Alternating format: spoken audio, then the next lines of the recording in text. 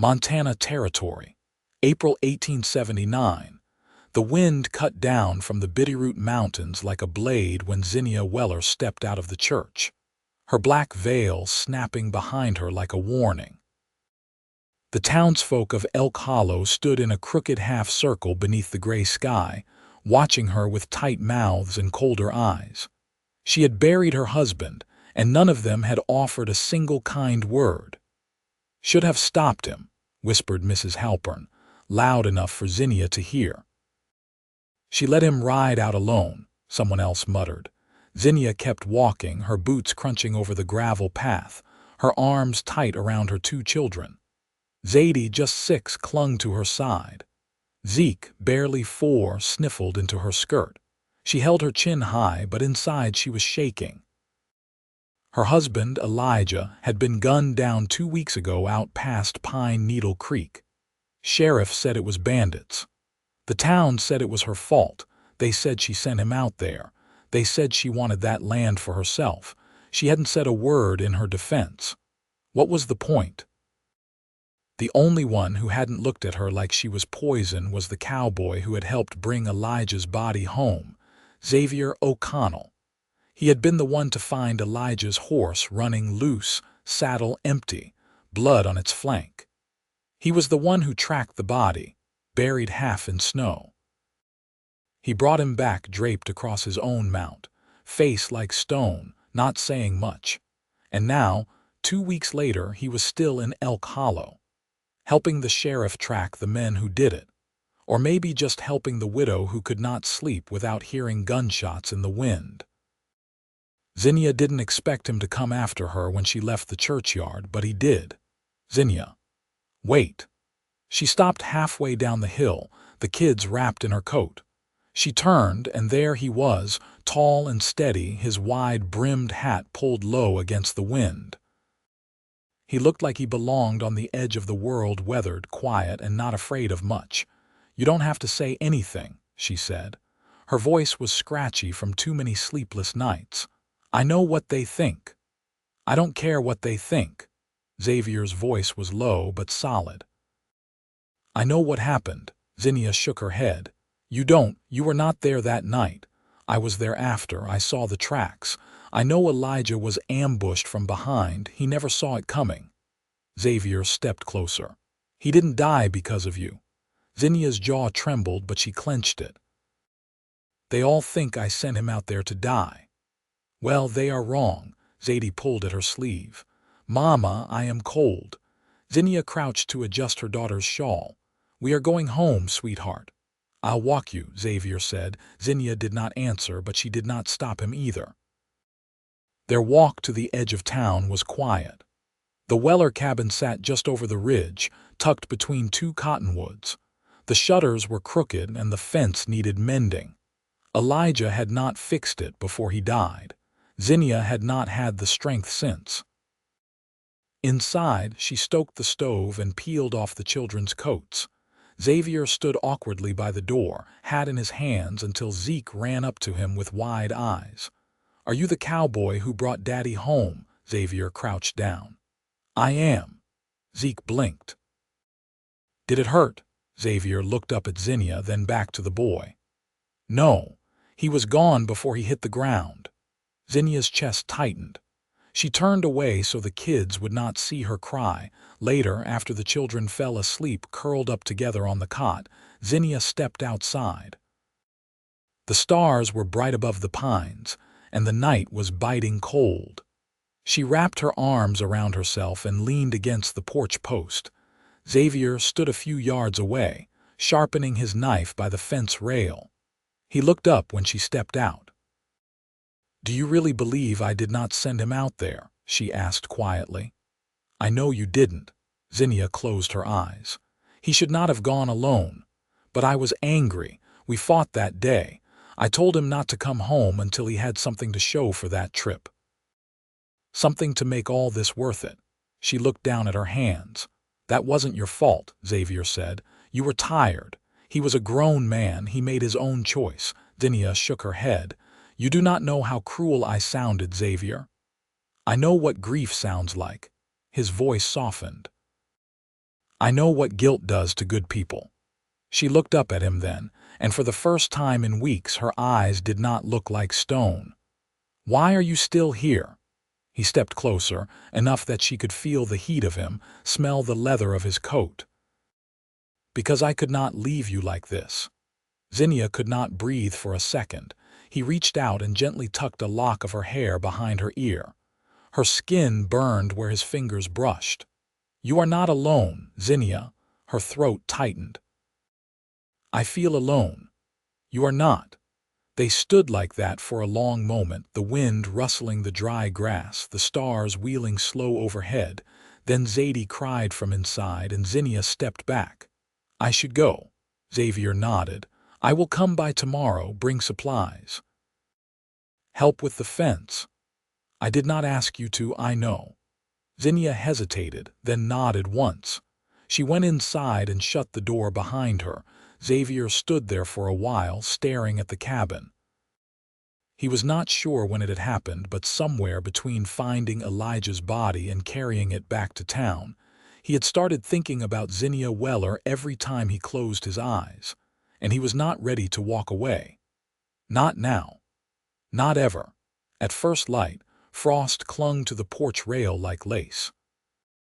Zinnia stood at the kitchen table, sleeves rolled to her elbows, kneading dough with a kind of practiced detachment. Her hands worked, but her mind drifted. Zeke sat cross-legged by the hearth, carving a stick with a dull-edged blade Xavier had left the day before.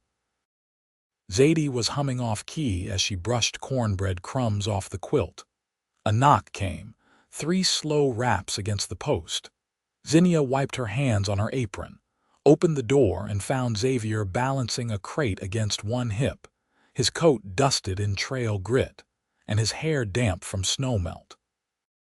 "I brought nails, 2 sacks of oats, and some twine," he said. She stepped aside to let him in, not bothering to cover the warmth in her voice. "You didn't have to carry it all at once." "I'd rather make 1 trip than 3. Zeke looked up, eyes bright. "Did you ride the black horse again?" "No, took the chestnut today. Black's got a stone bruise." Zinnia glanced at his boots. "You walked the last mile." He set the crate down gently. "Didn't mind." She didn't press further. Instead, she handed him a tin cup of coffee before he could ask. He took it, fingers brushing hers only briefly, but it was enough to stir something quiet in her chest. They worked through the morning side by side. Xavier replaced the broken fence boards while Zinnia repaired the sagging gate latch. She didn't ask how he knew how to plane wood smooth without splintering it, or why he pressed the nails in without bending a single one. She only noticed that he worked without pause, like he wasn't used to stopping. By midday, the sun fought through the clouds. Zinnia sat on the porch step, rubbing her palms. Xavier joined her, a sliver of biscuit between his teeth. "You ever settle anywhere?" she asked, squinting into the light. He chewed, then shook his head. "Did a spell near Helena one winter, working for a stockyard. Left when the thaw came." "Why? Place didn't feel like mine." She nodded slowly. "Elijah wanted to homestead, said if we built that fence we'd keep the world out." Xavier looked toward the pine slope. "Didn't work." "No," her voice caught, but it didn't break. "But I think he believed it might." He didn't speak right away. When he did, it was careful. "You think about leaving all the time," she said. "But where would I go? My brother's in Missouri, but he's got 6 mouths already. And I don't want to owe anyone." "You don't." She turned toward him, unsure what he meant. He didn't explain. Later, while the children napped, Zinnia led him to the barn. Inside, the air smelled of straw and old leather. She gestured toward a tangled harness hanging from a peg. "I tried fixing it last week. Couldn't figure the buckle." He examined it, then nodded. "You want me to teach you?" She hesitated. "You think I'm going to need to do this alone?" "No," he said, looping the strap through with steady fingers. "But you should know how in case." Zinnia watched his hands. "You always think ahead like that." "Used to ride with a marshal," he said. "You learn fast or you don't last long." She studied him. You ever lose someone he didn't look up? Yeah, she didn't press. There was something in the way his shoulders settled that told her the story wasn't ready. That evening, after supper, they sat outside as the children chased fireflies. Zadie ran up with a jar in her hands, grinning. "Look, Mama," Zinnia took it carefully. "Don't keep it too long, sweetheart. It belongs out here." Xavier stood when the stars began to show. "I'll ride back before it gets dark." Zinnia walked him to the edge of the yard. "You'll be back if you want me to." She didn't answer right away, then softly, "I do." He nodded once, as if settling something inside himself. Then he swung into the saddle and rode down the path, the sound of hooves fading into pine shadow. Zinnia watched until he was gone. Inside, she found her children asleep in a tangle of limbs, the caught firefly flickering on the windowsill before she let it go. She sat by the stove, fingers wrapped around a chipped mug, and listened to the quiet. She was not sure when her heart had stopped feeling like stone, only that it had started to feel again. The thaw came slow that spring, seeping into Elk Hollow one thin stream at a time. Snow retreated from the hills, and the river behind the Weller cabin ran faster, louder.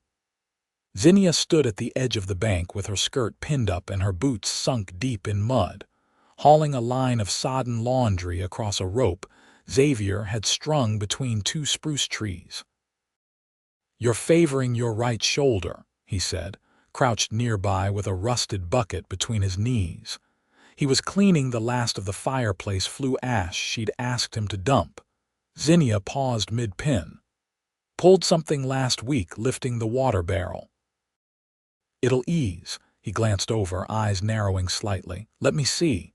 "I'm not showing you my shoulder, Xavier. You're not showing me anything I haven't seen on a battlefield." She raised her brows at him. "I thought you rode with a marshal." His hands stilled. "Before that, I wore Union blue. Infantry. Shiloh, Chattanooga, and the rest." Zinnia let the sheet fall. "You never said. You never asked." She walked over, her boots squelching through the softened ground, and sat on the overturned crate he'd been using to sort kindling. "What made you leave it all behind?" "I came back from Tennessee with a bullet near my spine and a brother buried in Georgia soil. Didn't seem like there was anything left to return to." Zinnia studied the way his jaw tightened when he spoke, the way his gaze drifted to the horizon as if memory still pulled him backward. "I had a brother once," she said. "Older by 3 years.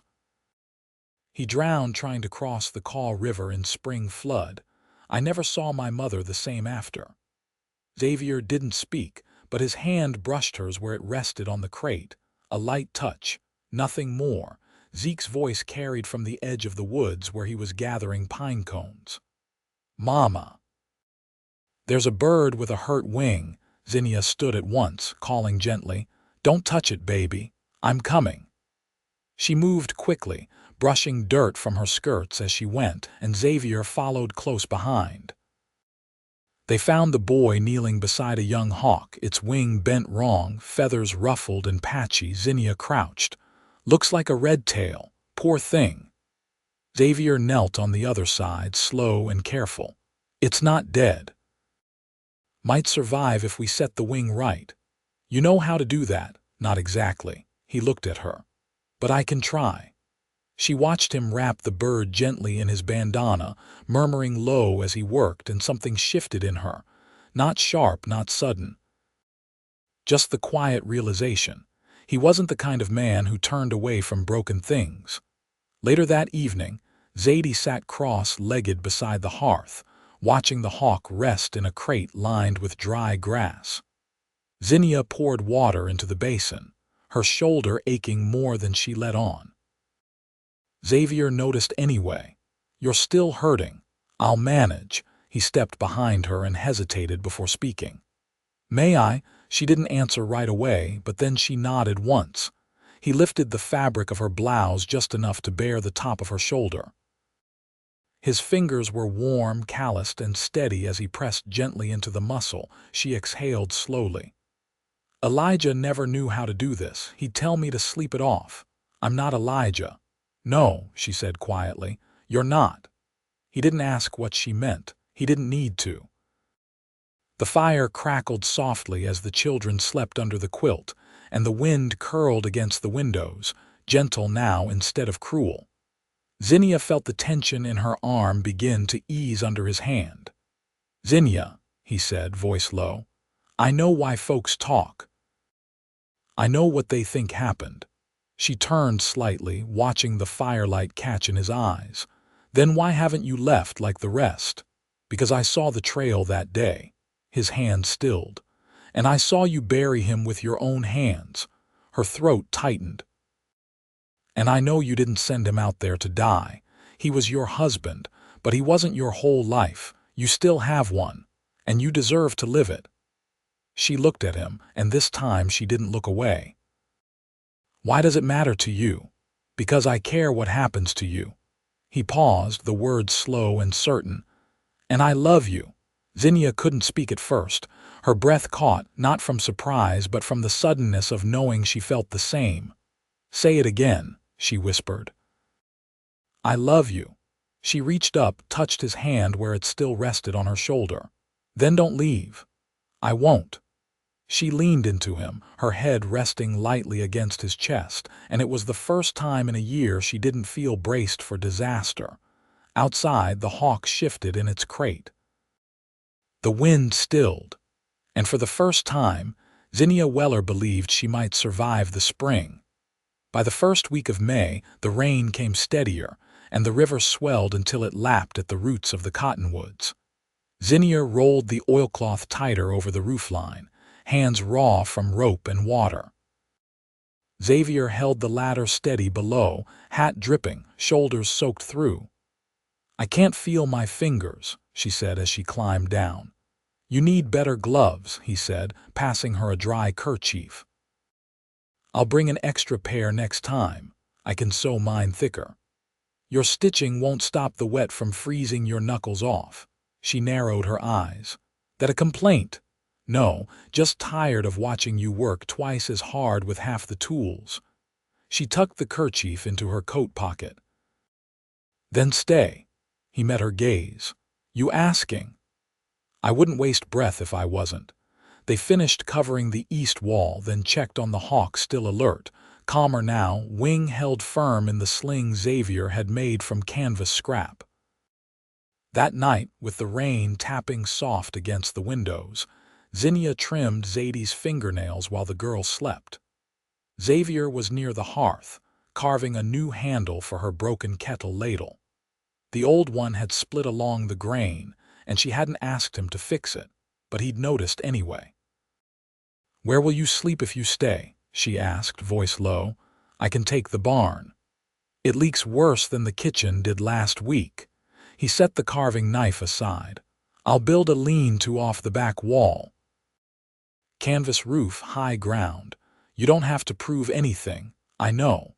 She didn't speak for a long moment. Then, you ever think about building something permanent?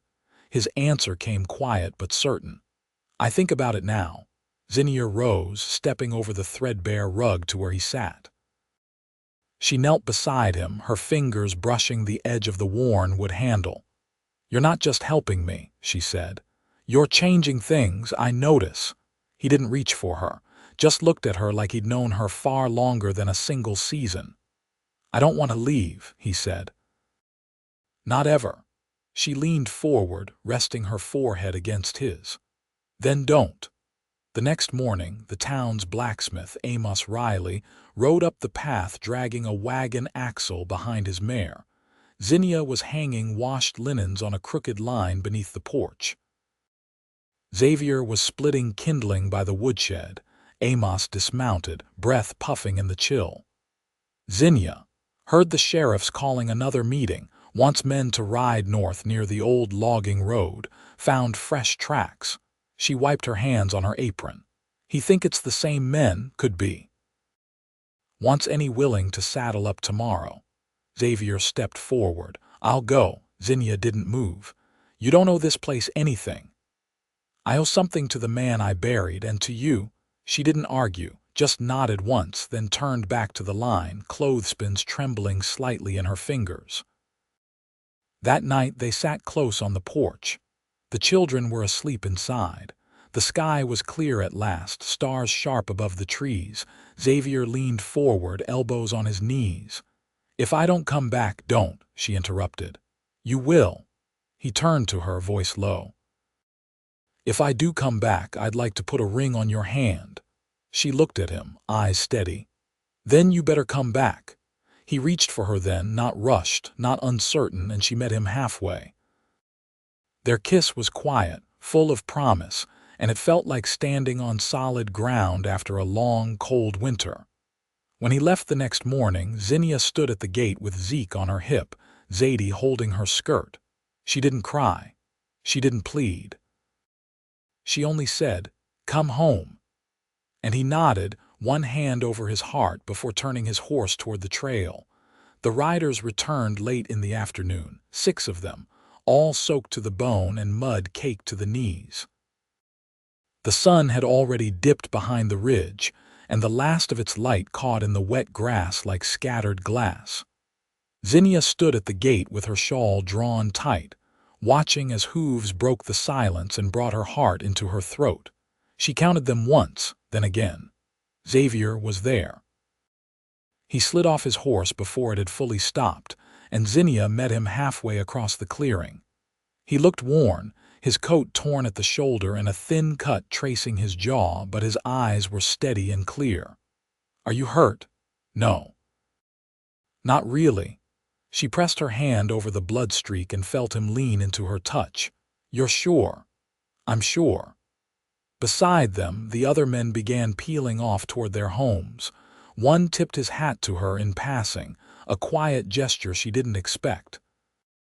Xavier followed her gaze as the last rider disappeared down the trail. "They're headed back to check the ridge again in a few days, but the men we tracked won't be coming this way anymore." Her voice was soft. "You found them," he nodded, "camped in a dry gulch. They'd taken horses from a ranch up north. We cut their lead lines, sent them running." Zinnia lowered her hand from his face slowly. "You didn't kill them." "No, didn't need to. They'll scatter now." She didn't answer. They stood in the quiet, wind rustling the new leaves above them, the smell of rain still clinging to the earth.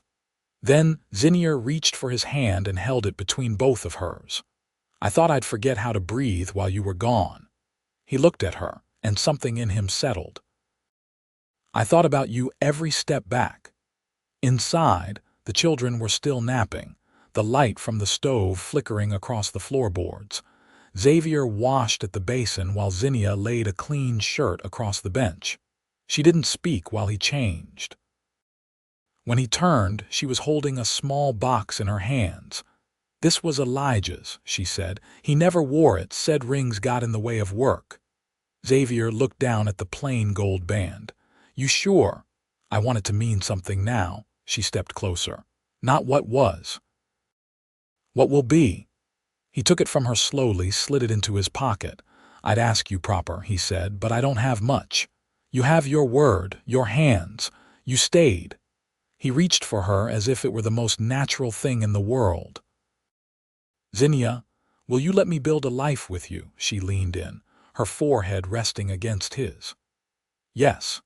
They sat outside that night with the door open to the warm stove light, her head tucked against his shoulder and his arm draped behind her. Zeke and Zadie played with sticks in the dirt, drawing crooked circles and crossing them out. The hawk, now healed enough to stand without tremble, flapped once from its crate and settled again. Zinnia watched the children for a while before speaking. "I'm going to teach again. There's space in the church basement since the schoolhouse burned. The sheriff said I could use it." Xavier nodded. "You'll be good at it." "I already was," she said, faintly amused. "I reckon you were." She glanced at him. "And you, I'm staying on with Amos. He needs help with the forge, and I've got the hands for it. Not the lungs for ranch work anymore, not with all that ash, but I can shape iron." She rested her hand on his knee. "You'll be here every night." every night. The next week, they married by the river with the children standing beside them and the sheriff reading from a worn Bible. Zinnia wore a dress she'd dyed pale green from leftover walnut husks, and Xavier had shaved for the first time since winter. The town turned out quiet but respectful, and when Zinnia walked back through Elk Hollow with a ring on her hand, no one looked at her like they used to. They built a lean-to behind the cabin, but it became a storage shed in the end. Xavier moved into the house that night and never left. He carved a new bed frame from pine and built a washstand with drawers that didn't stick. Zinnia mended the curtains, then replaced them altogether. The hawk flew off one morning without warning, its wings strong, the sky clear. Zeke cried. Zadie said it had gone to find a mate. They planted potatoes that spring. The fence stayed whole. By the end of summer, the church basement echoed with children's voices, and Xavier's palms were black with soot from the forge. When he came home smelling of smoke and iron, Zinnia didn't flinch. She met him at the door, hands still damp from dishwater, and kissed him like she'd been waiting all day. They didn't talk much about the past. It was there, quiet but no longer sharp. The ache had dulled, the grief folded into something softer, a memory carried, not a burden borne. On the first snowfall of the next year, Xavier stood at the window with Zeke on his hip, watching flakes catch on the fence posts. "He's heavier than last winter," he said. Zinnia smiled from the stove. "He eats like you." Zadie came in with snow tangled in her braids, squealing as she pulled off her boots. "Can we make molasses candy later, if you help stir?" Zinnia said. Xavier set Zeke down and the boy scampered away. He crossed the room, wrapped his arms around Zinnia's waist. "This is what I thought about when I was out there. You, them, this," she leaned back into him. "We made it." He kissed her temple. "We did." And they stayed like that, the fire warm, the wind outside harmless now, the cabin filled with the only sound that mattered: laughter, love, and the quiet peace of something finally whole.